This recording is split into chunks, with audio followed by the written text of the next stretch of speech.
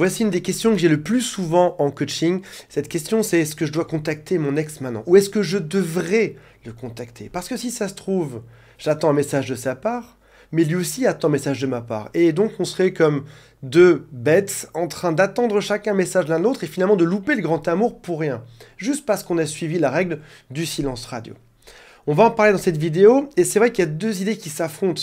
D'un côté, c'est lui qui est parti ou elle qui est partie, c'est à lui de revenir.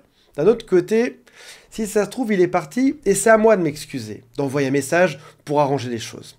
On va en parler aujourd'hui et on va voir dans quelle situation vous vous trouvez. En fonction de votre cas précis, vous saurez quoi faire à la fin de cette vidéo. Avant de démarrer, si vous le souhaitez, abonnez-vous à la chaîne. Il y a aussi un quiz qui s'appelle « Quelles sont mes chances de récupérer mon ex ?» Et si vous le souhaitez, contactez mon équipe. Il y a un lien qui est juste en dessous. Commençons par le cas idéal. C'est le cas favorable, c'est-à-dire celui dans lequel on devrait toujours se trouver. Dans le cas idéal, c'est à l'autre de revenir. C'est à celui qui est parti, c'est à celui qui a tout cassé, c'est à celui qui a détruit ce couple-là, de revenir, de s'excuser et d'arranger les choses. Parce que qu'on se mette bien d'accord, dans une rupture amoureuse, si vous regardez ce genre de vidéo, en principe, c'est que vous estimez que l'autre est parti, qu'il y avait encore des choses à faire dans ce couple-là, et que vous seriez bien ensemble aujourd'hui. Une personne qui part, c'est une personne qui abandonne. On va voir pourquoi, parce que je ne veux pas juger qui que ce soit dans cette vidéo. On va voir pourquoi est-ce que l'autre est parti.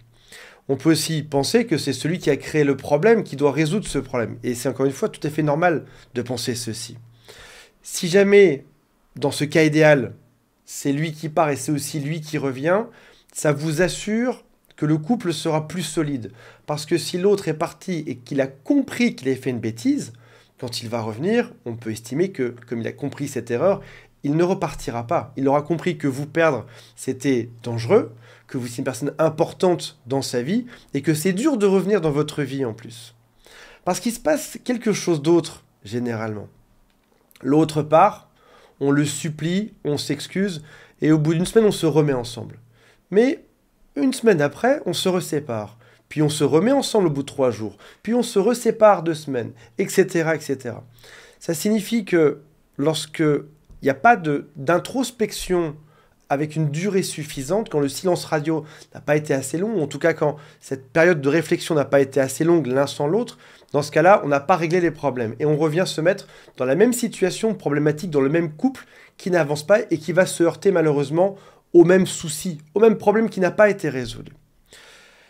Donc, si jamais tu veux arrêter cette vidéo maintenant, tu peux. Tu as le cas idéal, c'est-à-dire mon cas préféré, celui que n'importe qui préférait au monde, c'est-à-dire c'est à l'autre de revenir. Tu restes en silence radio et tu ne fais plus rien. Si maintenant tu veux voir les cas particuliers et savoir dans quelle situation tu te trouves toi aujourd'hui, parce qu'il existe des cas particuliers où ce sera à toi d'envoyer un message, dans ce cas-là, on va voir la suite. Pour comprendre dans quel cas vous êtes, il faut comprendre les origines de la rupture amoureuse. Dans 99,9999% des cas, c'est pas un problème d'amour. C'est pas un problème on ne s'aime plus, du coup on se sépare. Non, dans beaucoup de situations, c'est juste que l'autre imagine que la vie à deux est devenue invivable. Ce n'est plus possible de vivre ensemble. Cohabiter sous le même toit est problématique. Parce qu'il y a des choses qu'on n'arrive pas à résoudre dedans. Il y a toujours le même type de dispute, par exemple, mais toujours le même type de problème. Les reproches sont quasiment toujours les mêmes. Malgré ces avertissements, on se comporte toujours de la même manière. Typiquement, il y a eu un problème que vous avez rencontré, manque de confiance, jalousie, manque d'attention, qu'importe, problème financier, problème d'agacement, problème de colère, qu'importe, il y a eu un problème et il n'a pas été résolu une fois. Puis, vous avez eu à nouveau ce problème, il n'a pas été résolu la deuxième fois. Et puis l'autre a essayé de t'en parler 3 fois, 4 fois, 10 fois, 20 fois, 50 fois. Malheureusement, ce problème ne s'est pas résolu. Ça signifie que quelle que soit la manière qu'il a eu de l'exprimer, quelle que soit son intention de le résoudre, ce problème ne s'est pas résolu. Et il a décidé, quelque chose qui est normal, quand un problème revient 30 fois qu'on n'arrive pas à le résoudre, que ce problème restera là à vie. Qu'en fait, vous ne pouvez pas vous comprendre. Ça signifie que soit l'autre s'est mal exprimé en disant ce problème parce que c'est pas forcément un expert en communication, soit peut-être que tu l'as mal compris parce que vous avez des origines différentes, vous avez des histoires de vie différentes, peut-être des cultures, ou peut-être une éducation qui est différente, des expériences de vie qui sont différentes, peut-être parce que vous avez aussi des sensibilités qui sont différentes. Donc les mots n'ont pas forcément la même signification ou la même importance pour l'un et pour l'autre. Mais finalement, au bout de 10 fois, l'autre a mis l'étiquette sur cette situation, il a mis l'étiquette impossible à résoudre. J'ai essayé 10 fois de le prévenir qu'il y avait trop de jalousie, trop de haine, trop de noms d'oiseaux, trop d'insultes, trop de problèmes, trop de pas assez d'argent, qu'importe le problème. Je l'ai prévenu plus de 10 fois, ça ne s'est pas résolu. Si je veux être heureux dans ma vie, je dois partir de ce couple-là. Si vous avez compris ça, vous avez compris une grosse partie de cette vidéo. Alors, est-ce que le silence radio sera utile ? À votre avis, si au bout de 10 fois ou de 100 fois que le problème est évoqué, l'autre a mis l'étiquette impossible à résoudre, est-ce que s'il fait un silence radio d'une semaine, il va changer l'étiquette? Probablement pas. Même s'il fait un silence radio de 10 ans. Dans sa tête, le problème serait toujours présent, même s'il revenait dedans. J'ai eu une relation, il y a très longtemps de ça, avec une femme qui était très très jalouse et très colérique. Au bout de 2-3 séparations pour le même problème, sa jalousie et sa colère, je suis parti.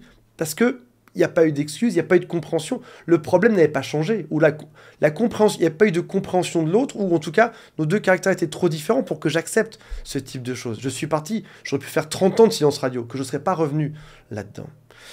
Il faut donc montrer à l'autre que tu as compris le problème. Par exemple, tu peux le verbaliser. Dire avec une lettre, voilà, j'ai compris qu'il y avait un problème. Ou avec un SMS, ou avec un appel. Tu me l'as dit plein de fois, j'avais pas compris ceci comme cela, je comprends l'importance de ça, et j'ai décidé de changer, par exemple en voyant un psy, ou un coach, ou un thérapeute. Voici un exemple d'SMS, ou de lettre, ou d'appel, de phrase que tu peux dire de manière générale. Suite à notre rupture, j'ai compris que tu me reprochais ma jalousie, ou mon manque de confiance en moi, ou le fait que je m'énerve trop souvent, ou j'ai compris le problème. Je ne pensais pas qu'il était si important, et c'est le fait que tu partes qui m'a fait prendre conscience de ceci. Tu as le droit de te montrer faible, tu as le droit de montrer que tu n'avais pas compris avant, et qu'aujourd'hui, tu vois enfin de quoi il s'agit. Que peut-être aujourd'hui, tu te fais accompagner, que tu as progressé dessus, qu'il y a une possibilité. Si la femme dont j'ai parlé juste avant, dans l'exemple imaginaire bien sûr, qui était trop jalouse, trop colérique, s'il m'avait dit « j'ai compris qu'il y avait un gros problème, je suis parti voir un psy, on a commencé à évoquer le problème, et je bosse dessus, et au passage, merci de me l'avoir fait remarquer, je bosse dessus. Encore une fois, je m'excuse, et si tu me laisses une seconde chance, j'adorerais ça, mais voilà, en tout cas, sache que je bosse dessus. » J'aurais probablement enlevé cette étiquette problème. J'aurais enlevé l'étiquette impossible à résoudre. Je me serais dit, je ne sais pas si je serais revenu, mais je me serais dit en tout cas, il y a quelque chose qui va changer, et la vie avec elle serait possible. Puis faire un silence radio. Mais dans cette situation-là, tu as commencé par expliquer à l'autre que tu avais enfin compris le problème qui se présentait et que tu avais agi. Et tu peux aussi dire, j'ai compris le problème, je m'en excuse. Tu peux aussi dire que tu penses que cette rupture n'est pas une bonne décision et que vous avez encore un bout de chemin à faire ensemble, mais que tu respectes sa décision. C'est très différent, tu n'es plus dans le déni, tu as compris et le problème et sa décision, même si toi tu penses que ça peut se résoudre. Il montre son avis, tu montres le tien. Mais là, il y a un message clair, tu as compris le problème. Puis silence radio. Et dans ce cas-là, le silence radio va servir à toi pour progresser sur ce problème et à l'autre pour enlever cette étiquette mentale, puis réenvisager la chose, puis avoir du manque, puis y revenir. Mais ça pose deux questions qui sont primordiales aujourd'hui pour savoir si tu dois rompre ton silence radio ou pas. Ces deux questions, c'est est-ce que j'ai compris le problème ? Parce que beaucoup de gens m'appellent et ne connaissent pas le problème. Ou alors, ils me montrent juste des conséquences. Ils me disent, on se disputait beaucoup. Oui, mais c'est pas ça le problème. Les disputes venaient de quoi, en fait? C'était quoi l'élément initial de tout ceci? C'était quoi la psychologie? C'était quoi son enfance? C'était quoi ton enfance? Quel était le moteur de votre couple, de votre relation? Et là, dans ce cas-là, je vais pouvoir comprendre. On va pas regarder juste les conséquences, on va regarder l'origine du problème. Première question, c'est est-ce que j'ai bien compris pourquoi on s'est séparés? Ce qui n'est pas toujours simple à comprendre. Et deuxième question, c'est est-ce que j'ai déjà envoyé ce type de message? Ou est-ce que je l'ai dit oralement? Une seule fois suffit, c'est la règle de l'ascenseur. Je clique une seule fois sur le bouton de l'ascenseur pour l'appeler. Pas besoin de cliquer 10 fois dessus. Si je l'ai déjà dit au moins une fois, Dans ce cas, ça suffit. Et puis surtout, j'arrête les stratégies.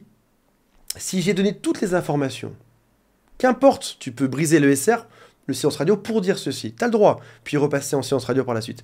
Si j'ai filé toutes les informations, si j'ai fait assez de pas vers l'autre, si j'ai donné plusieurs chances à l'autre de résoudre la chose, dans ce cas-là, c'est à lui de décider. C'est lui qui a les cartes en main. Je n'ai pas besoin d'utiliser la stratégie X, Y, Z pour récupérer l'autre. Non, stop, j'arrête les stratégies. En mon âme et conscience, j'ai montré que j'avais compris le problème. Je me suis montré du doigt en communication non violente pour dire que j'avais ma part de responsabilité là-dedans. Je n'ai pas pointé l'autre du doigt, j'ai juste pointé ma part du problème. C'est à lui de comprendre sa part et d'avancer dessus. Et maintenant, c'est à chacun de nous de faire notre introspection, qui serait un meilleur mot pour séance radio. Je préfère le mot introspection. Faire son introspection, c'est beaucoup mieux que faire un séance radio.